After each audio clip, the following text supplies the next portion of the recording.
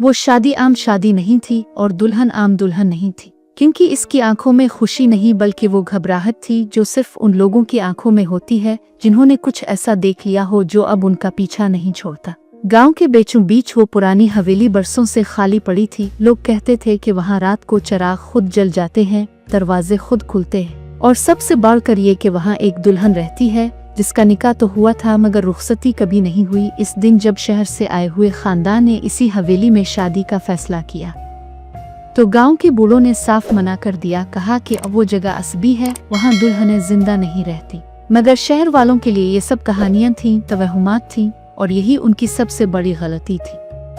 दुल्हन का नाम समरा था, उम्र बमुश्किल 22 साल, चेहरा साफ, आंखें बड़ी और दिल बहुत नरम। वो इस शादी से खुश थी मगर किसी उनकही बेचैनी ने इसे शुरू से जकड़ रखा था। निकाह से एक रात पहले जब वो हवेली के कमरे में अकेली बैठी आईने में खुद को देख रही थी तो इसे यूं लगा जैसे इसका अक्स जरा देर से पलक झपक रहा है। इसने हंसकर खुद को समझाया कि ये थकन है, मगर असल में ये पहला इशारा था, वो इशारा जो असबी दुल्हनें पहचान लेती हैं मगर बोल नहीं पाती।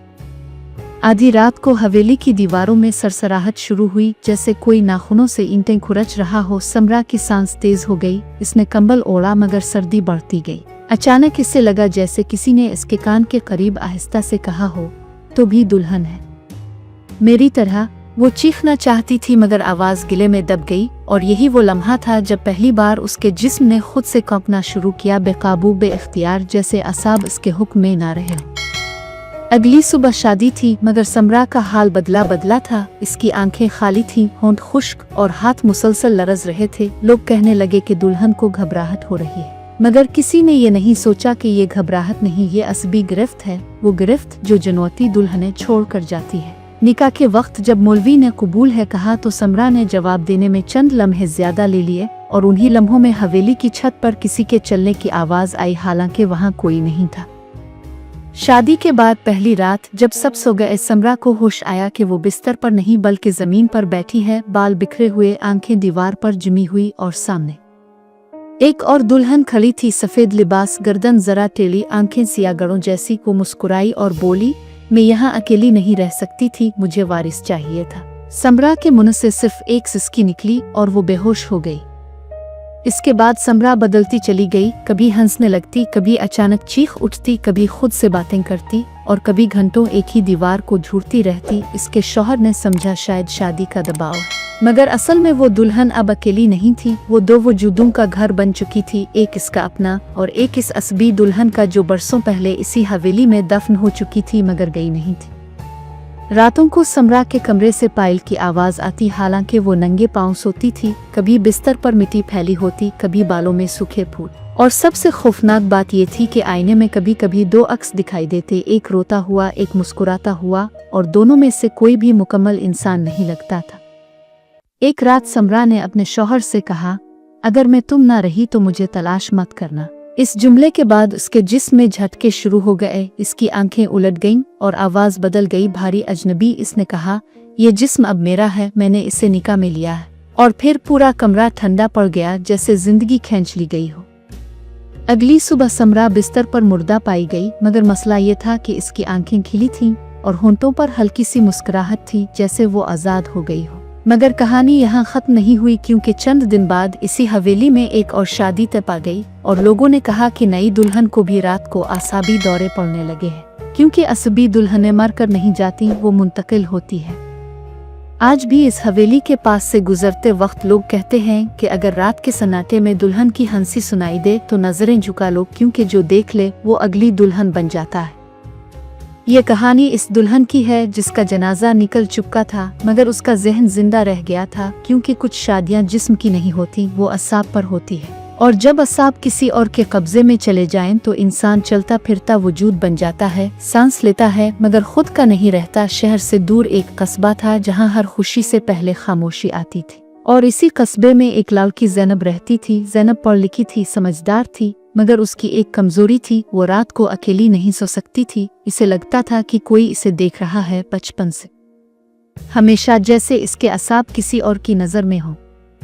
शादी तय हुई तो ज़ैनब ने पहली बार सुकून महसूस किया, मगर निकाह से 3 दिन पहले इसने ख्वाब देखा कि वो दुल्हन बनी खड़ी है, मगर आईने में इसका चेहरा नहीं किसी और औरत का है, बाल बिखरे, आंखें लाल, और वो औरत मुस्कुरा कर कह रही है, मैंने भी ऐसे ही ख्वाब देखे थे।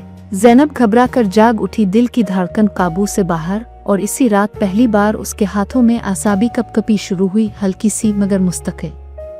शादी वाले दिन ज़ैनब ने सफ़ेद लिबास पहना तो इसकी उंगलियां सुन हो गईं, मेहंदी के नक्श बिगड़ने लगे, और जब किसी ने इससे पूछा कि ठीक हो तो इसने बेइख्तियार कहा, मैं यहाँ अकेली नहीं हूँ। सब ने हंस कर टाल दिया, मगर हवेली के पुराने कमरे में किसी ने आहिस्ता से ताली बजाई, जैसे कोई खुश हो गया हो। पहली रात ज़ैनब को नींद नहीं आई, इसे लगा जैसे इसके दिमाग के अंदर कोई चल रहा हो, ना आवाज़ बाहर थी ना अंदर, बस एहसास था शदीद अज़ियतनाक। अचानक इसके जिस्म ने खुद से मुड़ना शुरू किया, हाथ अटक गए, दांत बजने लगे, और आईने के सामने जाकर वो रुक गई। वहाँ इसे वही औरत नजर आई जो ख्वाब में थी, मगर अब वो आईने के अंदर नहीं बल्कि पीछे खड़ी थी। इसने कहा, मैं असबी दुल्हन हूँ और तुम मेरे बाद आई हो।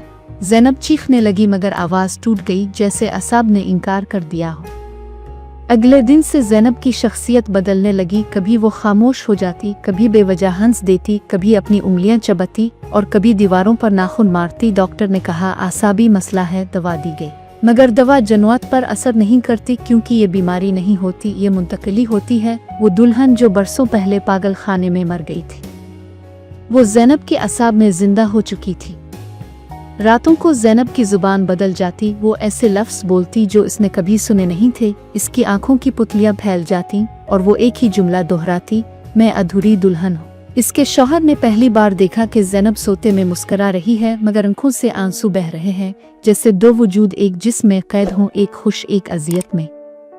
एक रात ज़ैनब ने खुद अपने बाल काट लिए, आईने के सामने बैठकर बगैर दर्द के, और कहा, अब ये जिस्म हल्का लग रहा है।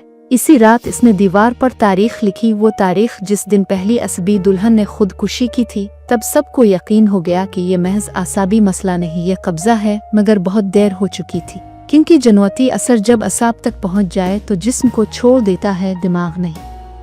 आखिरी रात ज़ैनब मुकम्मल दुल्हन बनी, हालांकि कोई तकरीब नहीं थी। इसने सफ़ेद लिबास पहना, हंस कर कहा, आज मेरी रुखसती है, और फिर उसका जिस्म अकड़ गया, सांस तेज, आंखें खाली, और उसने फर्श पर गिरकर खुद को इस तरह मारना शुरू किया जैसे कोई अंदर से निकलना चाहता हो मगर बाहर आने का रास्ता ना हो। सुबह ज़ैनब जिंदा थी, मगर बोल नहीं सकती थी, आंखें देखती थी मगर पहचान नहीं करती। डॉक्टर ने कहा, ज़हन मर चुका है, जिस्म बाकी है। चंद महीनों बाद ज़ैनब मर गई, मगर कस्बे में ये बात फैल गई कि अस्पताल के कमरे में एक दुल्हन आईने के सामने बैठी नजर आती है, और जो नर्स इसे देख ले कुछ दिन बाद उसके हाथ कांपने लगते हैं, क्योंकि असबी दुल्हनें जिस्म नहीं मांगती, वो ज़हन मांगती हैं, और ज़हन सबसे आसान शिकार होता है। आज भी इस कस्बे में जब किसी लड़की के हाथ अचानक कांपने लगे, लोग कहते हैं, शादी से पहले इसे आईना मत दिखाना, क्योंकि कुछ दुल्हनें आईने से बाहर नहीं जाती, वो दिमाग के अंदर मुंतकिल हो जाती हैं हमेशा के लिए। ये वो दुल्हन थी जिसकी शादी जिंदा इंसान से नहीं बल्कि इस आवाज़ से हुई थी जो उसके दिमाग के अंदर पैदा हुई। वो आवाज़ जो पहले सरगोशी थी, फिर हुक्म बनी, और आखिरकार फैसला। शहर के पुराने सरकारी अस्पताल के पीछे एक क्वार्टर था जहां नर्स समरा रहती थी। लोग इसे मजबूत असाब वाली लड़की कहते थे, मगर कोई नहीं जानता था कि मजबूत असाब सबसे पहले टूटते हैं, क्योंकि जनू कमजोर जहन में नहीं बल्कि इस जहन में उतरते हैं जो ज्यादा बर्दाश्त करना जानता हो। समरा की ड्यूटी नफ्सियाती वार्ड में थी, वहीं जहां ज़ैनब का जिस्म तो दफन हो चुका था, मगर उसकी असबी मौजूदगी अब भी दीवारों में रेंगती थी। पहली रात समरा ने महसूस किया कि वार्ड में आईने खुद ब खुद धुंधला जाते हैं, जैसे कोई अपना अक्स छुपाना चाहता हो। दूसरी रात इसे लगा कि कोई उसके सर के अंदर उंगली रखकर सोचों को उलट रहा है, और तीसरी रात इसने ख्वाब में खुद को दुल्हन देखा, मगर दूल्हा का चेहरा नहीं था, सिर्फ एक सियाह खला था जो सांस लेता था। समरा ने शुरू में नजरअंदाज किया, मगर फिर उसके हाथ कांपने लगे, असाब में झटके, और जुबान से ऐसे अल्फाज निकलने लगे जो इसने कभी नहीं सीखे थे। एक रात इसने मरीजों के सामने कहा, तुम सब मेहमान हो, असल दुल्हन में हो। इसी रात इसने अपनी कलाई पर मेहंदी से नहीं बल्कि नाखून से नाम लिखा, वही नाम जो ज़ैनब की फाइल में आखिरी सफ़े पर दर्ज था। अब समरा के दिमाग में दो वक्त चल रहे थे, एक हाल और एक वो जो बरसों पहले मर चुका था, और दोनों एक ही दुल्हन बनना चाहते थे।